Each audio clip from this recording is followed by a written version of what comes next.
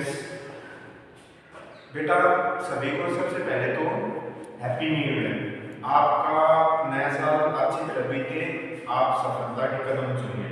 ठीक है बेटा, तो आज हम अपना ग्रामर का एक नया टॉपिक स्टार्ट कर रहे हैं बेटा, जो आपका रहेगा वॉइस वाला। ठीक है, वॉइस वाला चैप्टर पढ़ेंगे आज हम। इसके थोड़े से रूल वगैरह बता देता हूँ बेसिक से, फिर कल आपको और आगे की वीडियो में समझाएंगे। तो सबसे पहले तो बेटा वॉइस होती क्या है? वॉइस एक्सप्रेशन है किसी चीज को व्यक्त करने की वो फॉर्म होती है जिसमें पता लगता है कि भाई जो काम है, जो सब्जेक्ट है, काम को करने वाला है, उसके ऊपर उस काम का डायरेक्टली इफेक्ट पड़ रहा है, इनडायरेक्टली इफेक्ट पड़ रहा है। ठीक है बेटा, तो इसके दो फॉर्म होते हैं बेटा। There are two forms, sorry, there are two voice of a transitive verb। ठीक है बेटा, ट्रांजिटिव वर्ब की दो फॉर्म ना दो वॉइस होती है बेटा। एक होती है एक्टिव वॉइस, दूसरी होती है पैसिव वॉइस। तो पहला कौन सी होती है? Active voice. और पहले एक्टिव वॉइस के बारे में पढ़ेंगे बेटा। जब काम को करने वाला डायरेक्ट सब्जेक्ट हो उसको एक्टिव वॉइस कहते हैं। ठीक है बेटा, देखो, when the subject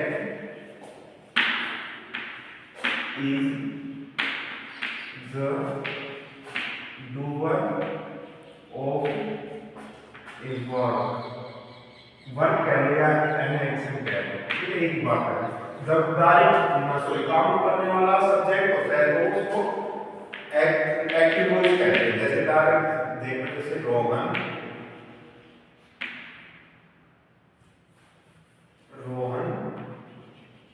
rights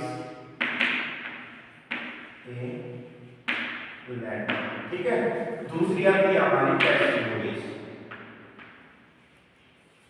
passive voice क्या होती है बेटा? इसमें सब्जेक्ट किसी काम का रिसीवर होता है। ठीक है बेटा, यानी कि काम का सब्जेक्ट के ऊपर इनडायरेक्ट इफेक्ट होता है। ठीक है, इसमें क्या लिखेंगे? In passive voice, in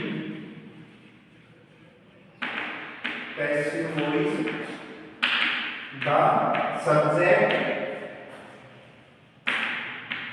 is the receiver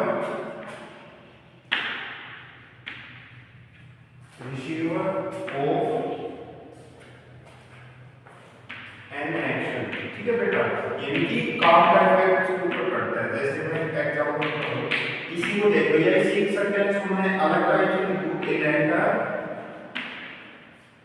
is written by Rohan. A letter is written by Rohan. ठीक है, यहाँ सब्जेक्ट के ऊपर डायरेक्ट इफेक्ट हो रहा है, यहाँ इनडायरेक्ट इफेक्ट कर रहा है। देखो, एक सेंटेंस को मैं दो टाइप से बोल सकता हूँ। देखो, Rohan writes a letter, Rohan ने एक पत्र लिखा है, या a letter is written by Rohan, Rohan के द्वारा एक पत्र लिखा गया। ठीक है, यहाँ सब्जेक्ट के ऊपर डायरेक्ट इफेक्ट पड़ रहा है, एक एक्टिव वॉइस हो जाएगी। यहाँ इनडायरेक्ट इफेक्ट हो रहा है तो वो पैसिव वॉइस हो जाएगी। ठीक है, वॉइस के दो फॉर्म होती है, एक्टिव वॉइस और पैसिव वॉइस। ठीक है, अब रूल आते हैं बेटा, rules for changing active voice to passive voice. देखो, रूल कौन कौन से होते हैं? एक्टिव वॉइस को पैसिव वॉइस में कैसे चेंज करें? सबसे पहला रूल तो यही होता है बेटा कि जो एक्टिव वॉइस का जो सब्जेक्ट होता है, ना सॉरी, जो ऑब्जेक्ट होता है उसको पैसिव वॉइस का सब्जेक्ट बनाते हैं, और एक्टिव वॉइस का जो सब्जेक्ट होता है पैसिव वॉइस का वो ऑब्जेक्ट बन जाता है। ठीक है बेटा, तो लिखो इसमें the subject of active voice becomes the object of passive voice and object of active voice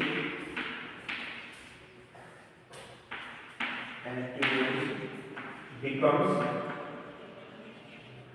subject of passive voice.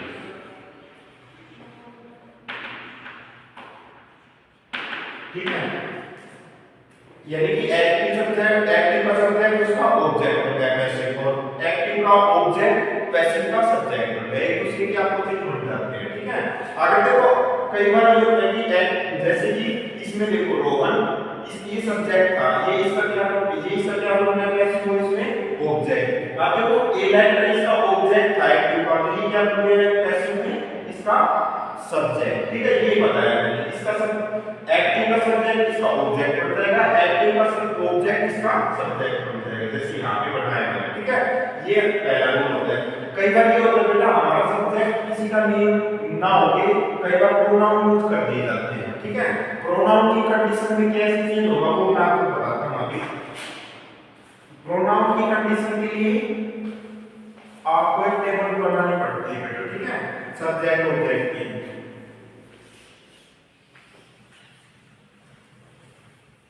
एक तरफ आप लिखिए सब्जेक्ट, एक तरफ ऑब्जेक्ट। ठीक है, देखो सब्जेक्ट एक तरफ होता है हमारा ऑब्जेक्ट। ठीक है, देखो अगर एक्टिव के सब्जेक्ट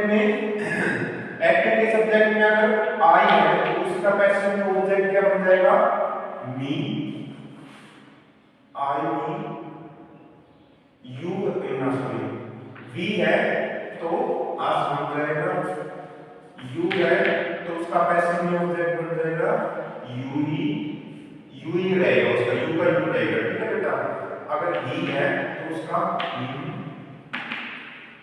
सी है तो उसका हर, दे है तो उसका देन, और इट है तो उसका इटी रहेगा। ठीक है, ये होते हैं।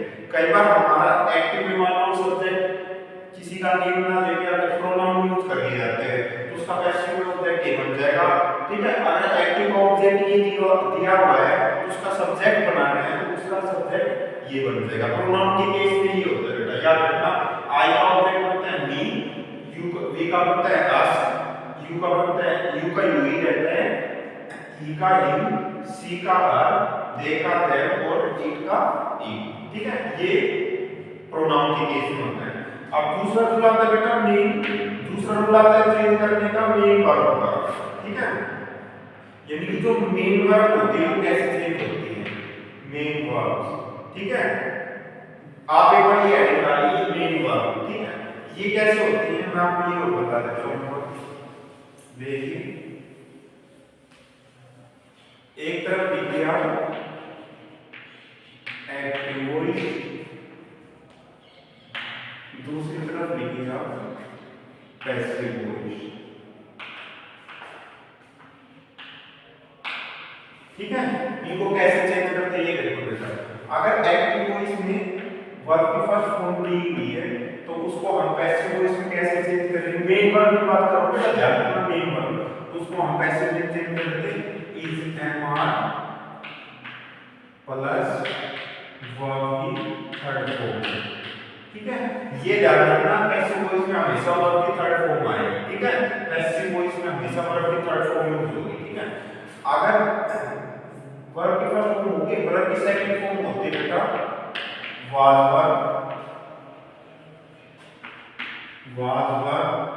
प्लस वर्ब की थर्ड फॉर्म। ठीक है, एक्टिव वॉइस में अगर वर्ब की सेकंड फॉर्म दे रखी हो तो वो वाज वर्ब बन जाएगा प्लस वर्ब की थर्ड फॉर्म। ठीक है, अगर इज एम आर या वाज वर्ब और इनके साथ दे रखा है प्लस वर्ब की फर्स्ट, इनके साथ में दे रखा है वर्ब की फर्स्ट फॉर्म प्लस में आईएनजी, यानी कि यहाँ पे क्या यूज कर सकते हैं हम, मैं कहूँ प्रेजेंट कंटीन्यूअस टेंस या past continuous tense, present continuous या पास्ट कंटीन्यूअस टेंस दे रखा हो तो वो किसमें लग जाएगा, ये तो आएंगी इज एम आर या was verb, is am are was verb plus में बीइंग, इसके साथ एक और ऐड होता है बीइंग प्लस वर्ब की थर्ड फॉर्म।